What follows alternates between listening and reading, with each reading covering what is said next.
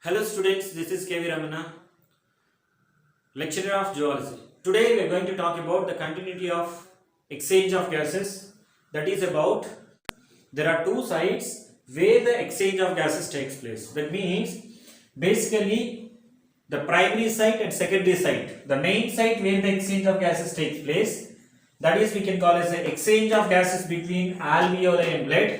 And second one is exchange of gases between the blood and tissues. Exchange of gases between the blood and the tissues. So there are two important sites where the exchange of gases takes place. So let us see, we are going to explain about first one is exchange of gases between the alveoli and blood. This is also known as external respiration. External respiration. This is also known as external respiration. Right? At the same time, it takes place in near the lungs. That's why it is called pulmonary exchange of gases. Pulmonary exchange of gases.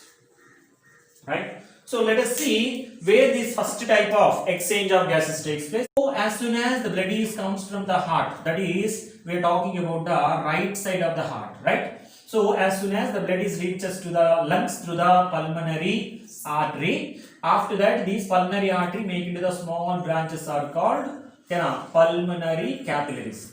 These pulmonary capillaries take the deoxygenated blood towards the lungs, right? Deoxygenated blood becoming oxygenated blood due to exchange of gases between the alveoli and blood, right? So this oxygenated blood again reaches to the left side of the heart. It reaches to the left side of the heart. How the respiratory membrane is formed?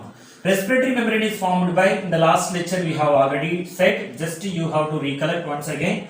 The respiratory membrane is formed by generally three layers, right? The layer which form the alveoli, which is made up of simple squamous epithelium. This is a simple squamous epithelial cells. That is one layer. And one more layer which form the endothelial cells of pulmonary capillaries. And one more layer which is present between the both alveolar epithelial cells and capillary endothelial cells. There is a basement membrane. These three helps to form the respiratory membrane. These three helps to form the respiratory membrane. Respiratory membrane also known as alveolar capillary membrane. This membrane is less than the 1 millimeter thickness. So it is a very suitable for exchange of gases, right? Next important thing is here what are the factors influence the exchange of gases between the alveoli and blood. We know in the atmosphere the partial pressure of oxygen is 159 mm of Hg. In alveoli the partial pressure of oxygen is 104 mm of Hg.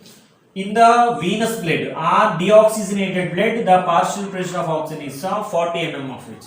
If you see the partial pressures from the atmosphere to alveoli, there is a decreasing number. From the alveoli to deoxygenated, there is a decreasing number. That means the concentration of oxygen is more in the atmosphere than the alveolar age, so that oxygen moves from its high pressure to its low pressure.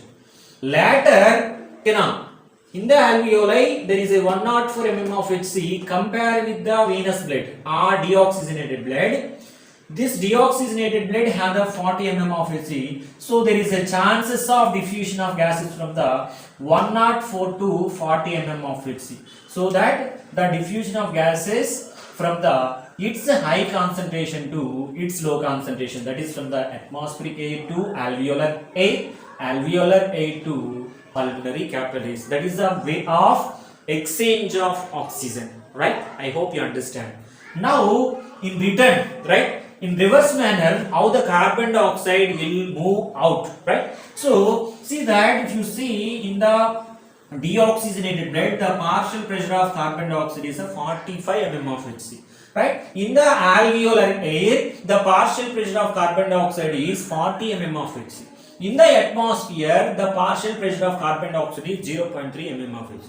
So that there is a chances of moving the carbon dioxide from its high concentration, that is 45 mm of Hg to 40 mm of Hg, and again there is a great difference is present between the alveolar air and where it is atmospheric air, there is a 0.3%, so that the movement of carbon dioxide from blood to alveoli and alveoli to atmosphere, right? This is the way of exchange of gases takes place in the exchange of gases between the alveoli and blood. This type of gases exchange is called external respiration. It is occur in the lungs, that's what is called pulmonary exchange of gases.